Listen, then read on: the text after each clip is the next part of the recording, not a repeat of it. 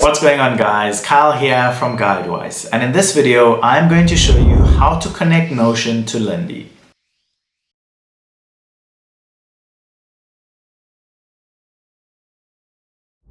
In the left column, select Settings, then scroll down to Connections. You will then see Add Integration with a blue background. Click that. And then in the search bar, we're going to type in Notion. Then click Notion just below it. You can then individually select what you would like to add from Notion. Or if you would like to add everything at the top, select All. Then select Add 30. Then select Connect. You will then be taken to your login page where you can log in and give permission. Once this is completed, Notion is now connected to Lindy AI. If this video helped, don't forget to give it a like and subscribe to Guidewise.